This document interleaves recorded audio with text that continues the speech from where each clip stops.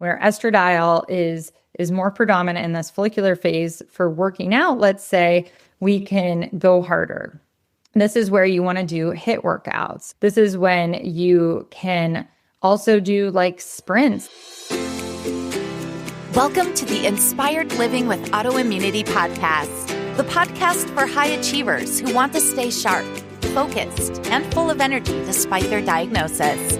With your host, National Board Certified Functional Medicine Health Coach, Julie Michelson, where Julie helps you take your power back from autoimmunity. And now here's your host, Julie Michelson.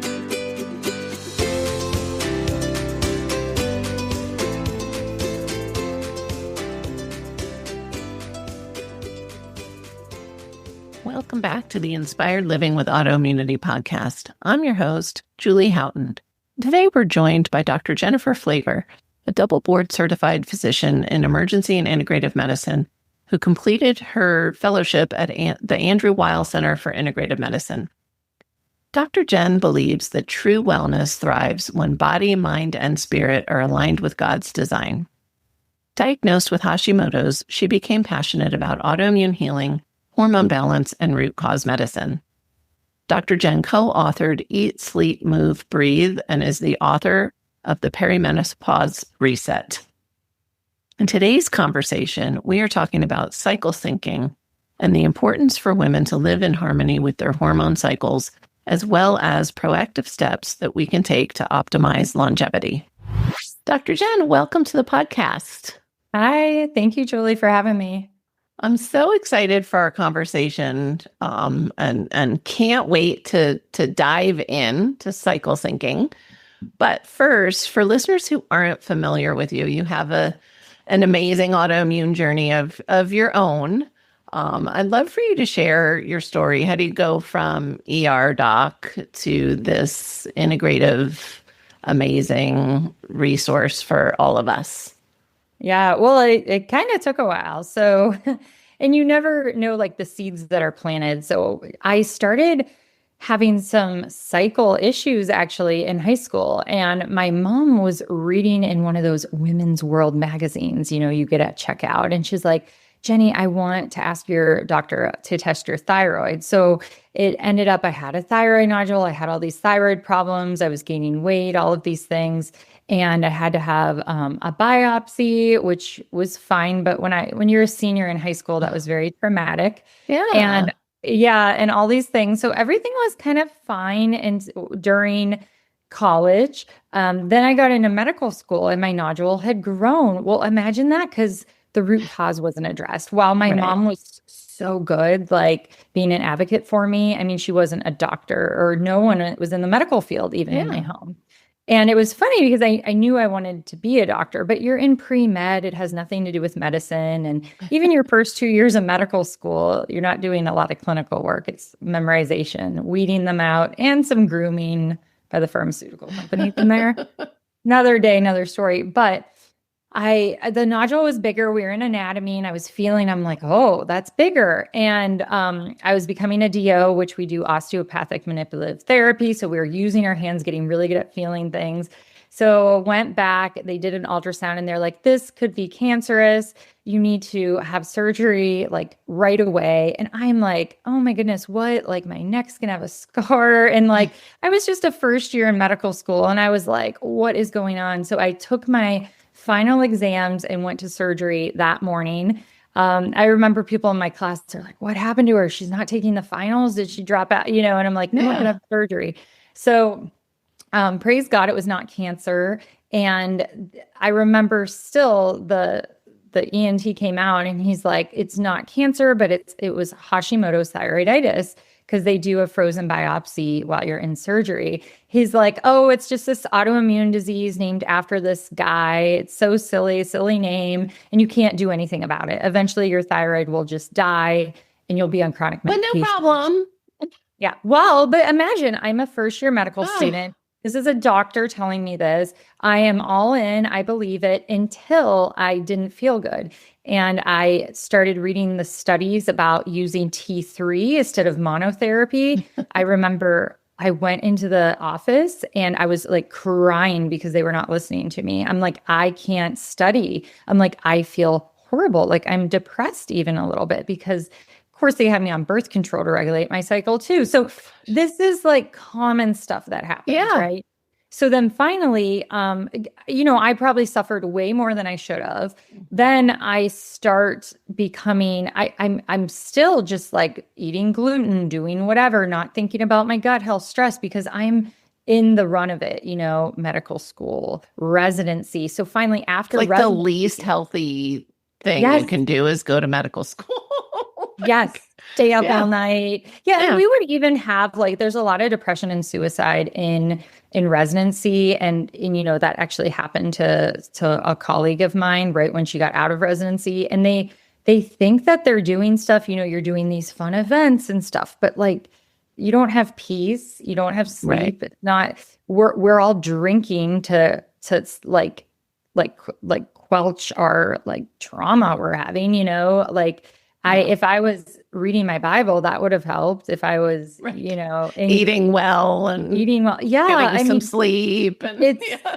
yeah. So, I mean, I can see why it happened, how it happened. So then I'm out of medical school residency and I'm actually working in the emergency room. I'm starting my family and I start reading about how to optimize my body for fertility and starting a family, off birth control, all this stuff. And then I start reading about gut health and how gut health is connected to autoimmunity and this was 20 years ago. So I cut out gluten. I start doing all this stuff. Then I start looking into Lyme disease and just more and more root cause stuff. And I tell my husband, hey, like, I think I want to go into integrative medicine and do a fellowship. And I had at that point reversed my Hashimoto's and my Of course you antibodies were did. 0. Yeah. Yeah. So, and I became disillusioned with the ER and conventional medicine and woke up, let's say, which, a lot of conventional medicine doctors are still waking up, but you gotta plant these seeds, and know that these protocols that your doctor is following for your rheumatoid arthritis or celiac or these autoimmune diseases, they're dated, and for them to break through, they have to be brave and they have to realize that they might lose their job at a conventional medicine place if they're not Right. pushing drugs. They might. So, yeah, it's been so great practicing the last decade integrative medicine, seeing people actually heal, seeing them not need me anymore, but then maybe needing me just for longevity or hormone care. Yeah. It's been Well, great. Yeah. and I know you must see it all the time because we see it all the time as first, you get them well and they learn and then it's the up level, right? And then it's like, Yes. oh, wow. Yes. People, It's the optimizing is the fun part, I say. it is, it's so Yeah. exciting. I find it even extra exciting when people are starting behind the 8 ball in their journey, when they too have been told, you can't heal, Oh. this isn't fixable. And so that's my huge goal is for nobody to ever be told that again. I know how I felt when I was told my RA would only get worse. And it just, I look forward to the day, if I'm alive to see it, when, people are no longer told that. Right.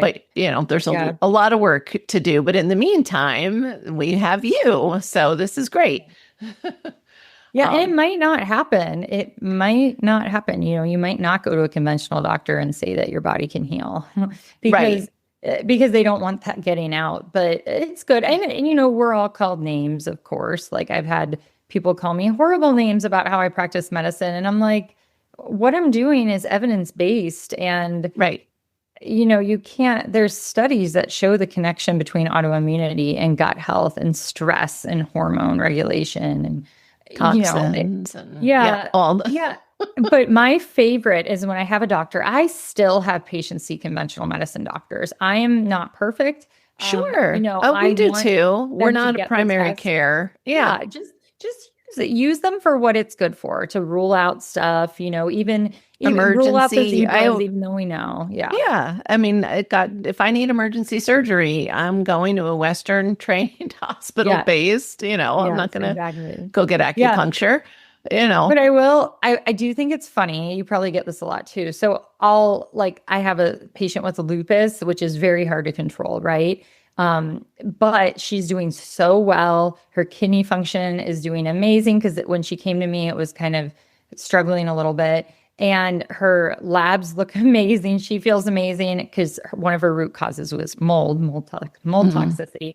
But her rheumatologist, who actually when we lived in Ohio, I had seen him at like a social event. So he knows like who I am. And you think he'd be calling me and be like, what's the secret sauce? Like, Right. what did you do? And I told her, I'm like, I think he has my cell phone number. Like, have him reach out and let's get all his patients healthy. Oh, my phone does not ring. Yeah. It never rings. No, So it's a whole system, broken system. So it is. It is. I think when it totally breaks, we'll turn the corner. But in the meantime, there are options. I wish, 20 years ago that integrative functional medicine was, or at least that even I was aware of it. It would have been, but then I wouldn't be doing what I'm doing now. So, because I needed my journey. I don't know. And so your latest book, The Perimenopause Resets, I want to dig in a little bit to some of the gold that you have in the book and share with listeners. And, we have listeners of many in perimenopause that too can trigger autoimmunity. Hormone health is really impactful.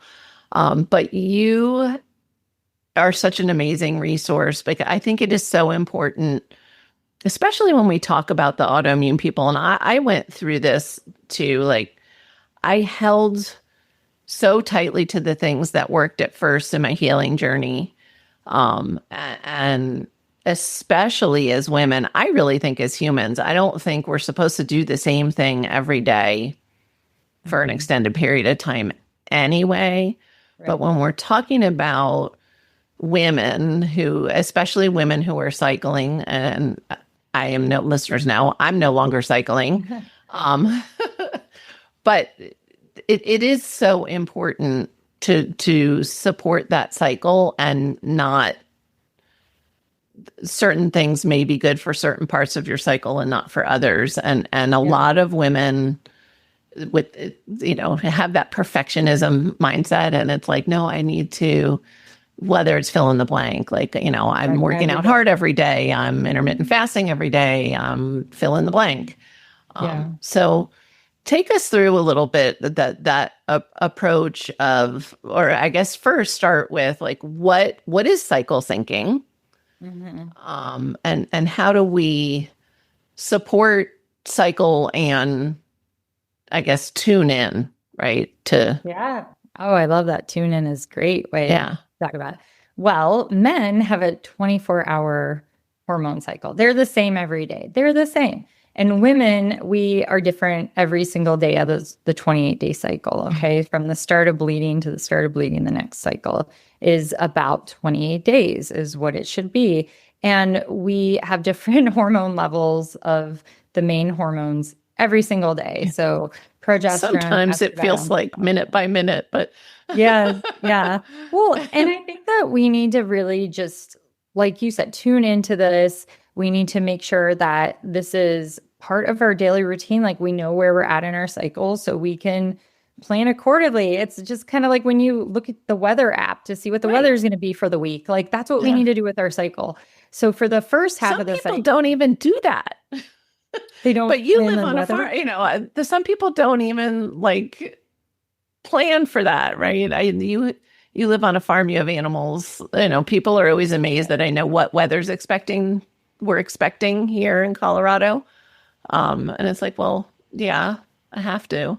Yeah, exactly. You have to prepare. Well, and we should know where we're at in our cycles so we can let our spouses know, and our kids, they can get like a a better idea. So why does it matter? Well, the first and second half of the cycle, we're just going to put in those two categories to keep it simple. So the follicular phase, day 1 is the first day of bleeding to about day 15, which is ovulation. And then the luteal phase, which is ovulation to up until when you bleed again. So basically days 1 through 14 is follicular, and days 14 or 15 through 28 is luteal phase.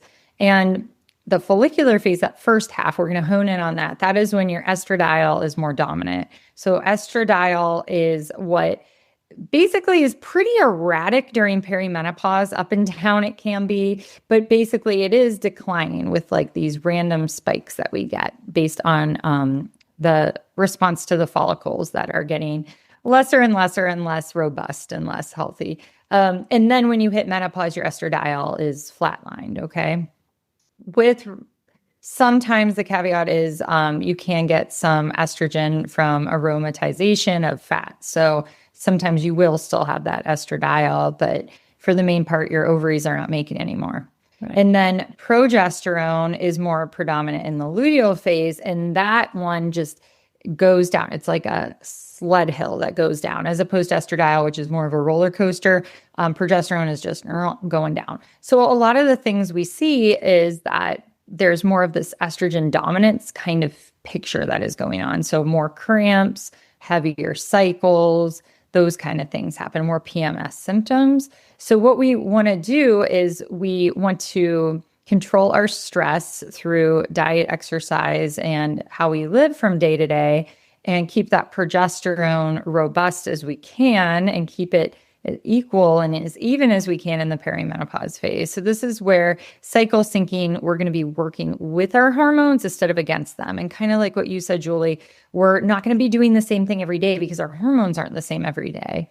And you can even look at some of the big names in the keto world that were like strict ketogenesis 24/7, 365 days a year. They're now going back and saying, oh no, we need refeeding. We need this other thing. And it kind of goes back with like how food was available and stuff when we didn't have refrigerators, which I had to just get a new refrigerator today. And Julie was so gracious with her time because they came right when the podcast was supposed to start. So thank you for that. Called life. Yeah. Well, and that's the thing. I'm entering my luteal phase. So I'm like, I'm not going to get stressed about this. It's going to work. And if we have to reschedule, I'm not going to get mad about that. Right. So follicular phase. Okay. Estradiol is predominant. We are more resistant to stress. So stress is anything that impacts our cortisol. So this could be big fluctuations in blood glucose. This could be doing a sauna or an ice bath or different hormetic or hormesis effects. This could be our workouts. So we are more resistant to stress. So that means that where estradiol is more predominant in this follicular phase for working out, let's say we can go harder.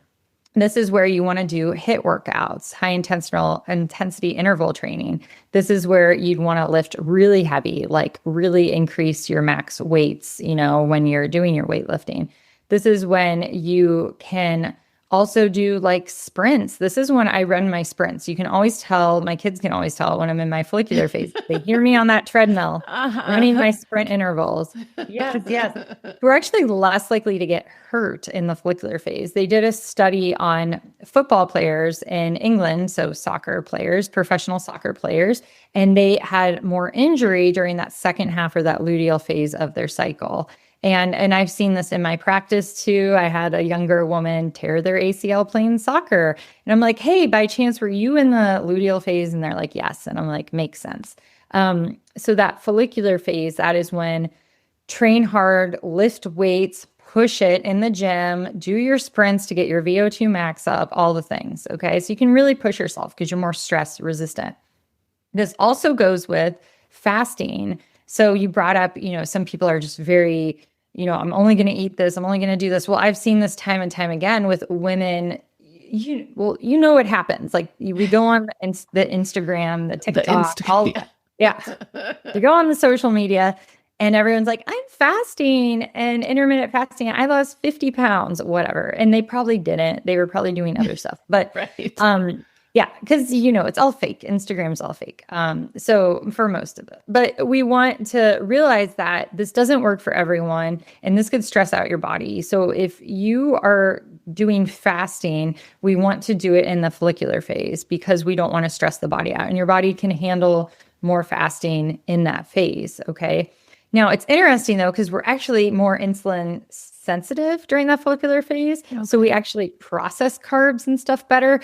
But I, treating perimenopausal women, know that we care more about stress because this class of women, we are so stressed out, like ages mid 30s to mid 50s, anywhere in between that, depending on your genetics can be perimenopause. I mean, these women are just super stressed. Like even if, and I think the crazy thing was when I was in Northwest Ohio, I was treating people in my community versus now when I'm virtual, I can see whoever, wherever. Yeah, but it was these women would come to me and I'm like, I thought they had it all together. Like everything was perfect on their social media. And they're so stressed out, so stressed out and have so much going on. And I'm like, wow, like they are stressed and they're hiding it, not hiding it, but putting on a good front, which is stressful too. So I just know from seeing hundreds and hundreds of women that they are stressed out, even if they say they're not or don't look like it. Right. So we don't want to intermittent fast every single day through our cycle. We want to do long fast for hormesis, for the autophagy, for gut health, to mix things up, but just keep it in that follicular phase. And I've seen it with continuous glucose monitors. I had a patient who was actually in menopause and she was intermittent fasting every day because she wanted to lose weight. And she felt fine doing it, but she gained weight. And she came to me and I'm like, let's put on a continuous glucose monitor and see what's going on. So she was getting a big glucose, which is insulin spike, stress spike in the morning, every single morning. So her body thinks she's stressed every morning when she's intermittent fasting because she's doing it every day. Yeah, she's doing it every day.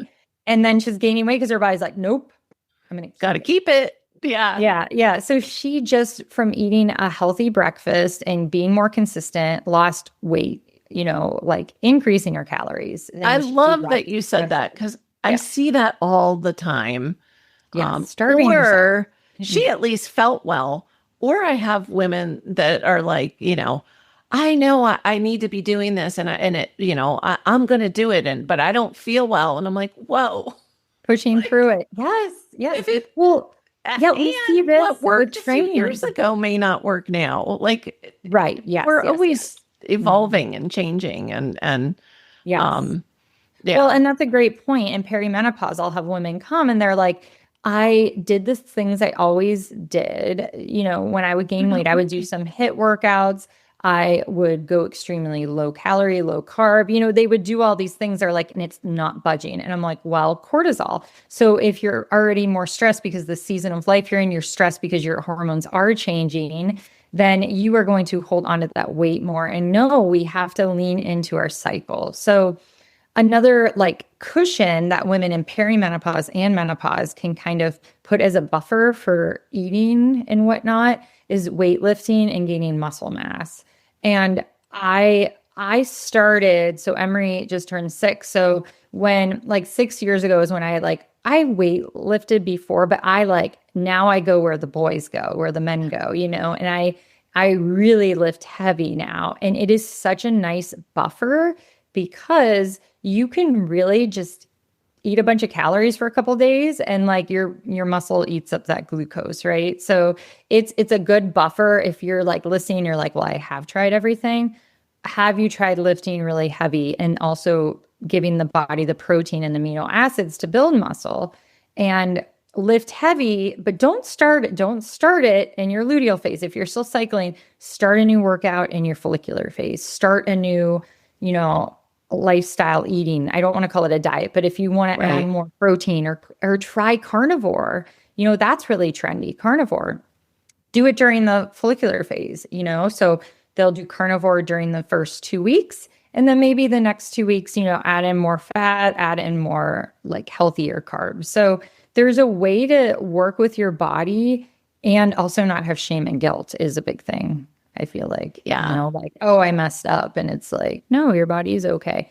So then the luteal phase, I've been kind of alluding to this, is when our body shifts. So we have progesterone is more predominant here. Now, remember, sometimes during the perimenopause, we feel more estrogen dominant here because we had that slow, like declining progesterone. Right. And then if we have problems with our estradiol, how we're metabolizing it in our gut or in our liver, or we're doing things like drinking a lot of alcohol, so we're not metabolizing our estrogen well. Like a lot of things can make this more foggy. Plus, stress can deplete our progesterone. So it just feels more exaggerated. Women start having shorter cycles.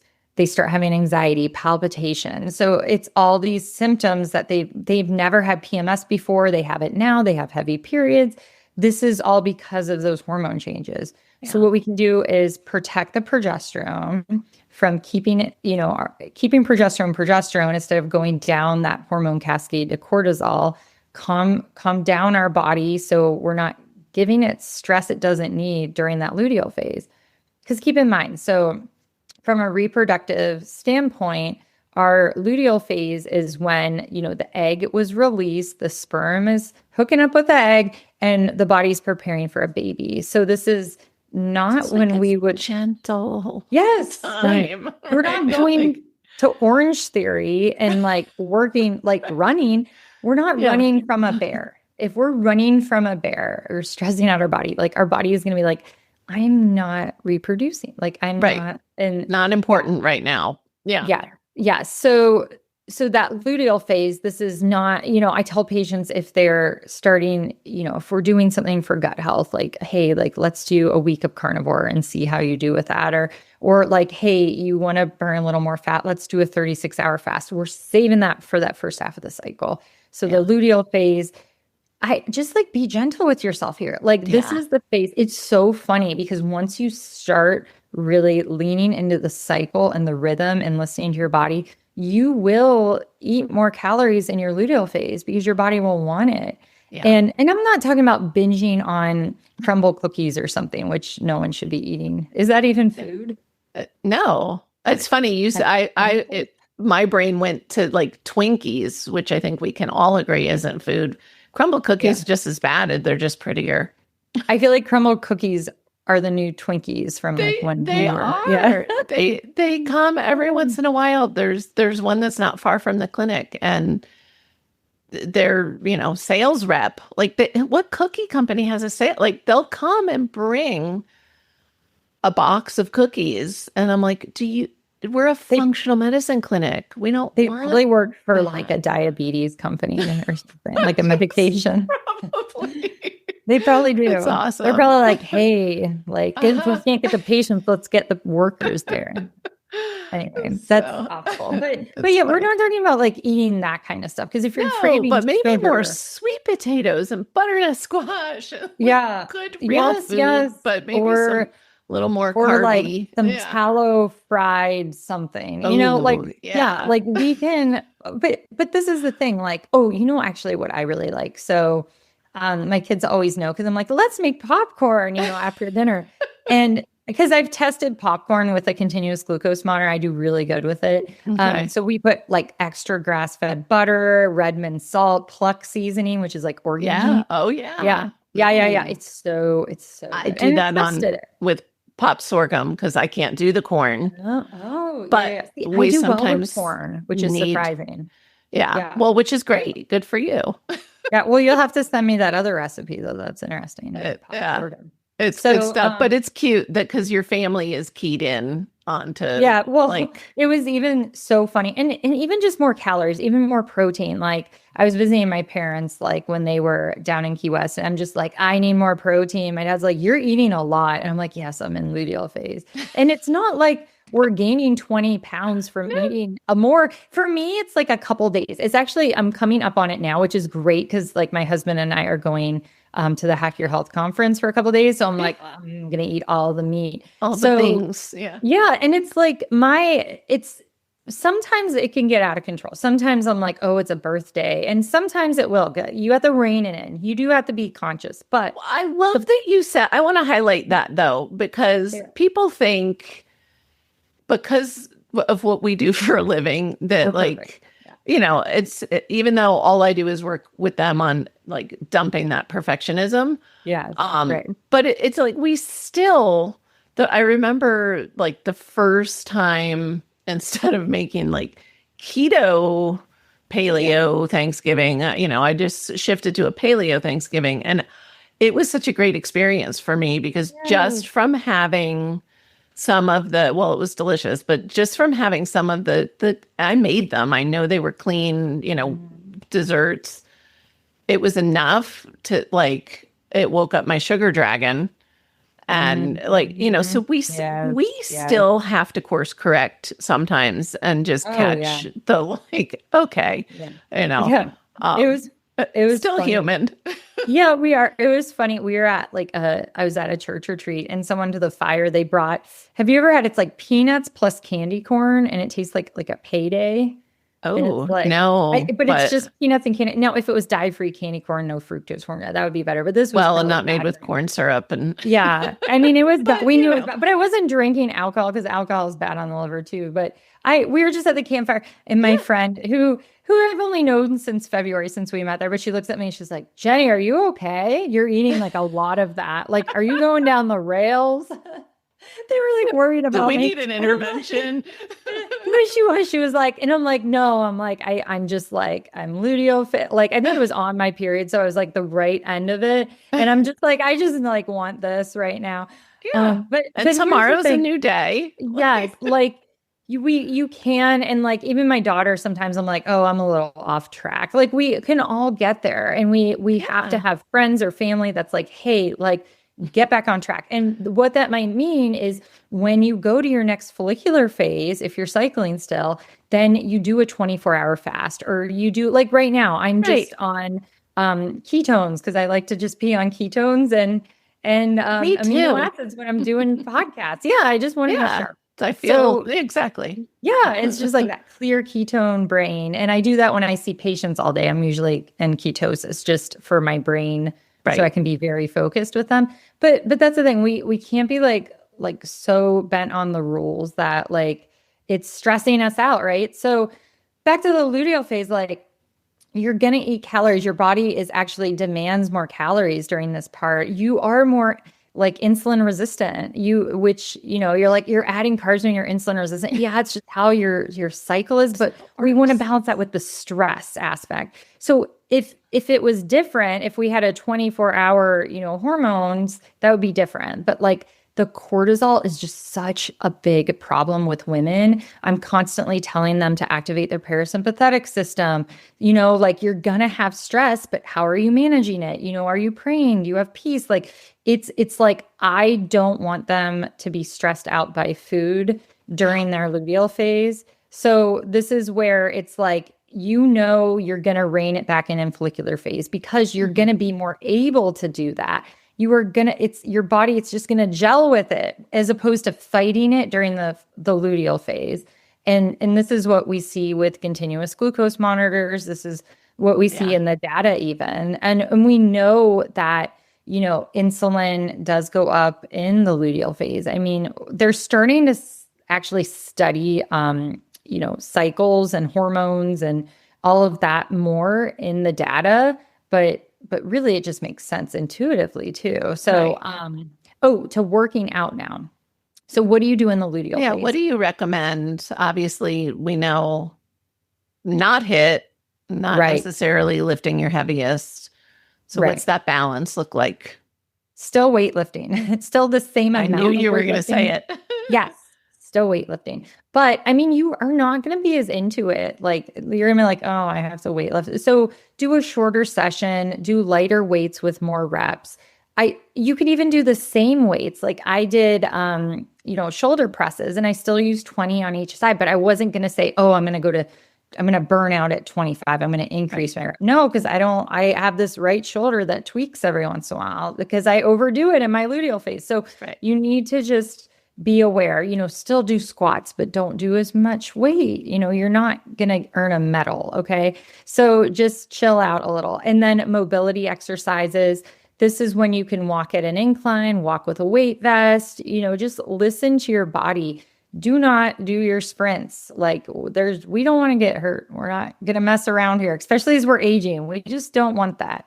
So, yeah. So just make sure you're listening to your body, but still lifting weights. Because remember, lifting weights and muscle, we need to preserve the muscle we have. We lose 1 to 2% of our muscle mass after age 40.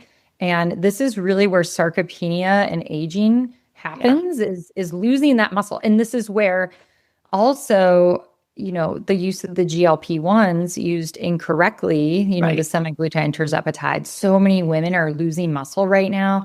I am terrified in 5 to 10 years because they're all going to be breaking their bones. Well, and add to it, the other beautiful thing about putting on muscle is supporting metabolism and blood sugar regulation, right? Mm-hmm. So the people that are using the GLP-1s incorrectly and not watching muscle and intentionally building muscle, right? That rebound, I mean, most women are familiar with yo-yo dieting. Like the rebound after something like that is going to be way worse than, because now your metabolism's even slower. You've lost muscle. It's going to be bad. It is. And I know you're a peptide fan. I'm a peptide fan. Like it's just that it needs to be done intentionally and carefully, and people need the education and the monitoring. It's not, I just had that conversation with somebody yesterday. It's like, some people are using, they're going to like whatever, a med spa because they can get their GLP-1 there. And they're still eating crap and they're still not exercising. They're just eating only a little bit. I think a good word for hormones and peptides right now is just sketchy. It's very sketchy. It's very sketchy out there.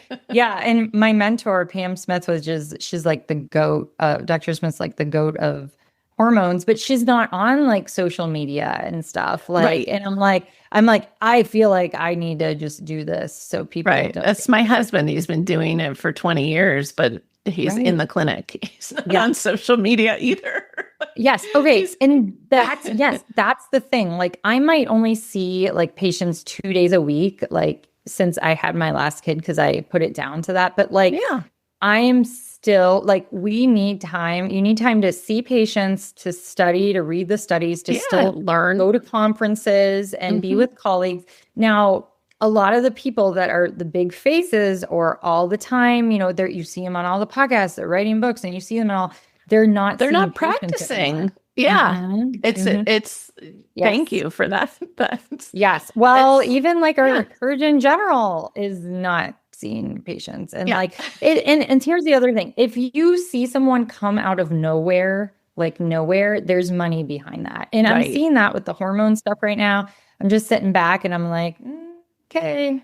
There's a lot of, you have to use discernment. I was joking. I'm from New Jersey. I'm skeptical always. Like I think it's okay to be good. It's that versus naive, right? Like it's good to, but it's back to what you do is empower people to take charge of their health, and that's what we do. And with that also is responsibility. Like we all need to be doing research, and like you can't just trust somebody because they have a DO or an MD after their name. You can't, sadly. But I mean, why? And I say this with love. I'm married to a DO. Well, but I also, to your point, I also have a test. Okay. If you can't find someone's credentials, so everyone likes to call themselves doctor, expert. That's the new thing. If you can't find their credentials within 3 seconds of looking at their website, profile, whatever, then they are probably not a real medical doctor. And that's fine too. I love my physical therapists. I love my chiropractors. I love my PhDs, but they're hiding it and they're not being honest. So that's my 3-second rule. If you can't find it within 3 seconds of looking at a profile or website, they are not being honest with what kind of professional they are. That would be like a lawyer, or I don't know, a mechanic. Like sure, because a Juris Doctorate is still a doctorate. Oh, my dad would pull that one. Yeah, Right? Like, my dad's like, I'm a doctor right, of right. jurisdiction. Because, if he was trying to get me to eat my vegetables or something, Sure. he would say that. And I'm like, stop.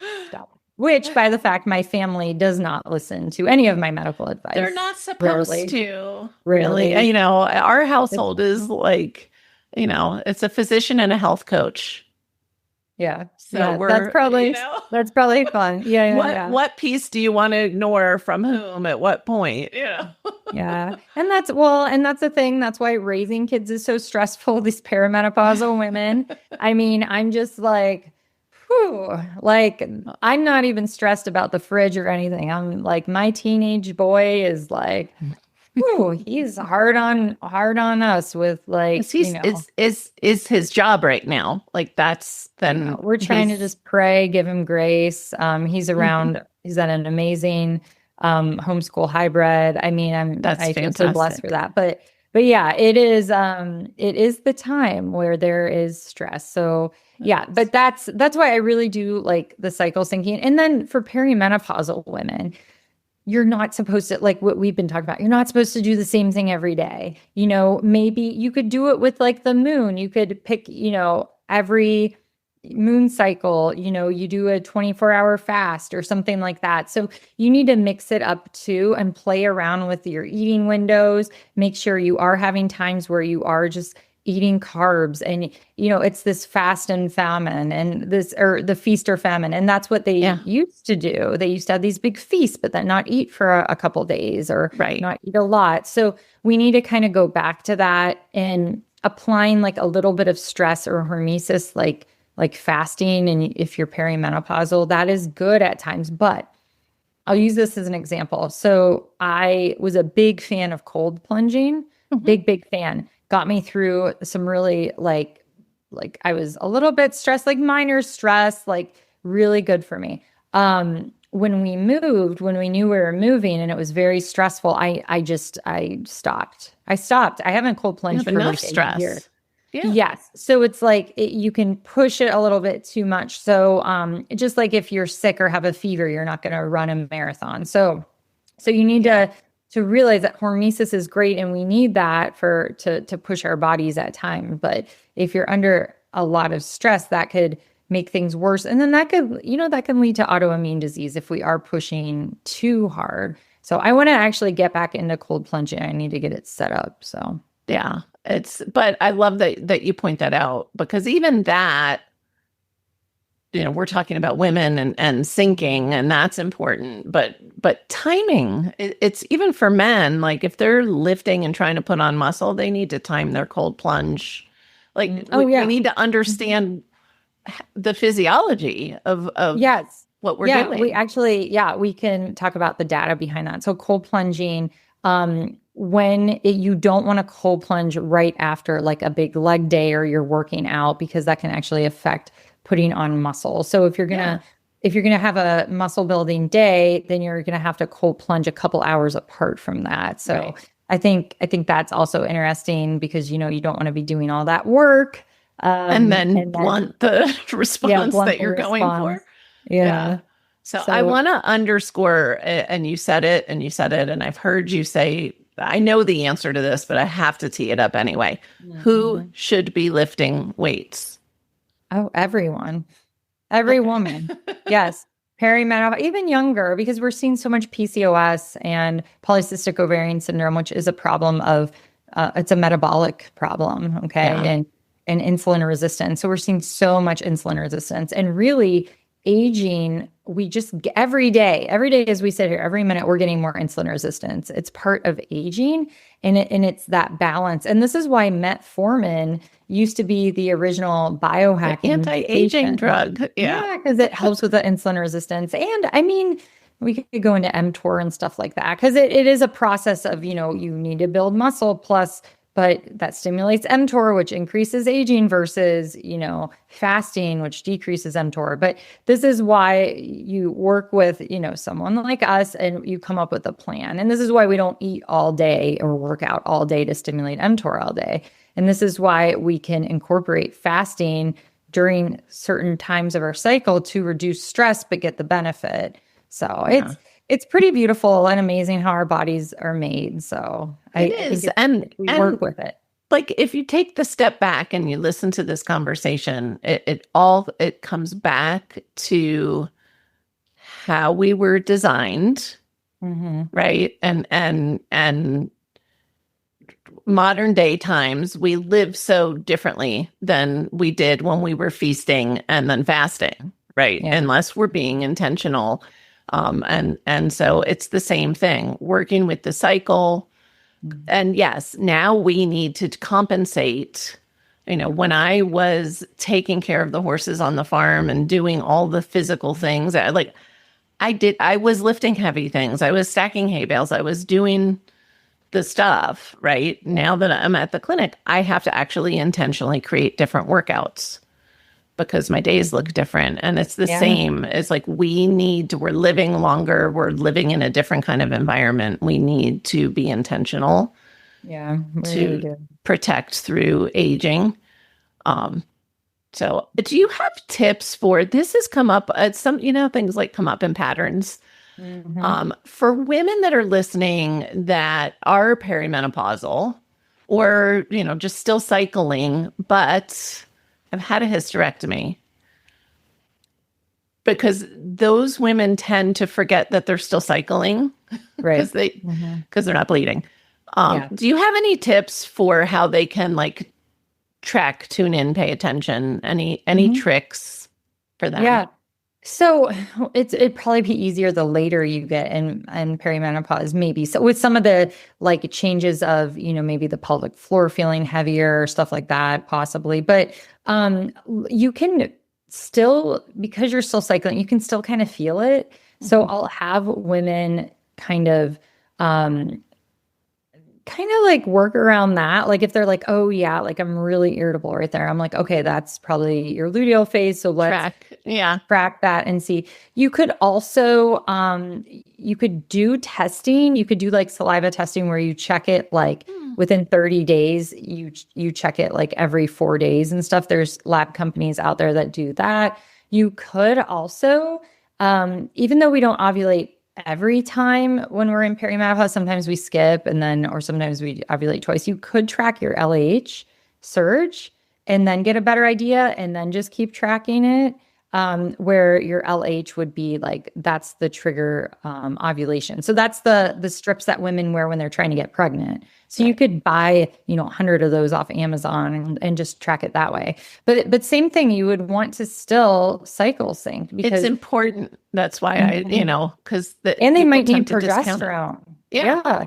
They might need progesterone support. So, that's happening. A lot of women that I've seen, a handful of women that they've come to me because they were told they needed a hysterectomy. And then we got their estrogen metabolism figured out and they were able to keep their uterus. And that's another thing. It's a big pet peeve of mine that pull it out. I just don't understand why doctors think taking out organs fix the problem. It doesn't. Gallbladder, uterus. Yes. You don't need them. The hormones. I try to explain to women, I'm like, look, you had to have a hysterectomy. That should be a red flag that we have to work on your estrogen metabolism because you still have breasts. And we don't want an estrogen related cancer. You have an estrogen excess. You don't want to just take away parts as the problems. Can't deal with it. Yeah. Well, and that's the same with if we look at all the fertility treatments and IVF. It's no, you're not fixing. How about why? That is there. Yeah. Yes. So and taking out gallbladders. I'm seeing that a lot with the GLP-1s with people losing so fast, so high dose, and then they need gallbladder surgery. And I'm like, we are not doing this. We're not doing it right. Yeah. No, definitely. I'll throw in one more little non-scientific tip for women, but I just wanted women without a uterus to really realize that this is still for them, this conversation. You don't need to have to buy feminine hygiene products to tune into this conversation. And I like where you started. It would be where I would start too, is the track it, pay attention to patterns, because there's probably a pattern, even if, like you said, sometimes it's not totally consistent. But for the women who have a teenage daughter living in the house, Mm-hmm. those cycles tend to sync too. So where is Yeah. she in her cycle? Does that Yeah. line up with what you kind of think you're experiencing symptom wise? It can be an easy cheat. And there's so many different trackers you can use Yeah. that are Or you could free. track your temperature if you have a Yeah. wearable. So that would be another thing, like an easy way I forgot to mention. So Yeah. yeah, definitely make sure because you still have the hormones going on. Your hormones are still being expressed in other tissues in your body. It's not just about the uterus. So and have no shame that you got your uterus out. It happened. It's done. So now Right. let's move on and learn and get things better. Because yeah, it's very hard when women, when they get the partial hysterectomy and they're just like, oh, everything's better, but then they're still having all the bad symptoms Right. minus the bleeding. And Right. yeah, and then sometimes they'll do a total. And then I've seen this more times than not. They'll put women on estradiol, but not progesterone. And I'm like, oh my goodness. Unopposed estrogen. That, yeah.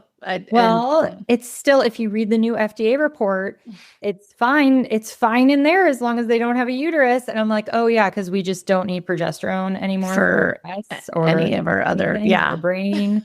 So it's like I said, it's sketchy out there. It's the best word. It I think is. that might be my word of 2026. Sketchy. I'm just kidding. That's a negative word. Maybe we'll be shrewd. We need to be shrewd. Ooh. Well, and again, it comes down to shrewd as a snake. The But responsibility. And again, most gearing at the physicians right now, I don't know of anybody who got into medicine for any other reason but to help people. Right. And so we have to understand the training. And I just had this week. Well, and my gynecologist said this. And I'm like, well, your gynecologist probably doesn't know a lot about hormones. Sorry. It's rare. So we need to take the time to do our homework and find the right people to support us. And get Jen's book. Read it. So that's the thing. I think the difference there it is. It's so beautiful. The perimenopause reset. I love the colors and but it all comes down to us, right? So we need to read, we need to learn, we need to research. Yeah. And then when we need support, find the right person. Absolutely. Yeah. So we're at the point where listeners are leaning in because you've already given us so much amazing gold. But what is one step that listeners can take starting today to support their health? Yeah, I would say make sure you're spending time in the parasympathetic state. So breath work, meditation, prayer. So that is throughout the cycle. So really not just for half. Yeah.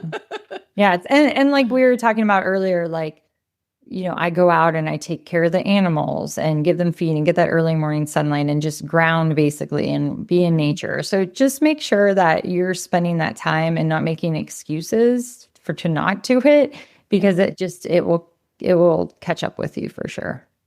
Amazing. Jen, thank you so very much. Where can people find you if they're like, oh my gosh, she is amazing? I know, because if they're just looking for your name, they may not find you in all the places. So where's the best place? It's hard to spell. So you can go to Dr. Jen Book, DRJEN book, or Healthy by Dr. Jen. Those are my two websites. And then if you want to hang out, I'm on Instagram, Integrative Dr. Mom, Integrative DR Mom. And I also have a YouTube that I'm trying to put longer videos on there. And I'm just putting up videos of the farm too, because it's kind of ridiculous that we're trying to do this. Lots of funny stories with that. But yeah, I'm here. I do see patients virtually. And the book is really just something that I pray everybody needs. Women. Yeah, my goal is to help 500,000 women because there's 7 million women in perimenopause. So we got to help that because they're struggling. The world to be a better place too. We'd be more balanced. If we could get the perimenopausal women out of that constant stress state. Just think of that trickle down. It would be amazing. Yes. Yeah. I mean, and really we should shine in perimenopause. Yes. So it should be, I have more energy now than I did in my 20s. Like we know more, we're wise. So get wisdom and feel good. So I love it. Jen, thank you so much. I so appreciate the time. I'm glad that we were able to make it all work. Yes, thank you. And I look forward to hopefully having you back in the future. Sounds great. Thank you so much, Julie. Have a good day. You as well. For everyone listening, remember you can get the transcripts and show notes by visiting inspiredliving.show. I hope you had a great time and enjoyed this episode as much as I did. I'll see you next week. Thank you for listening to Julie Michelson's Inspired Living with Autoimmunity. Did you enjoy this episode? Please like, share, and subscribe wherever you listen to podcasts. If you'd like to get a transcript of this and every other episode, just head on over to inspiredliving.show or click on the link in this episode's description. There, you can also find everything we discussed in this episode, including links and information about our guest. You can even send in your questions to be answered by Julie in a future episode. That's inspiredliving.show. Until next time, this is Julie Michelson's Inspired Living with Autoimmunity podcast, helping you take your power back.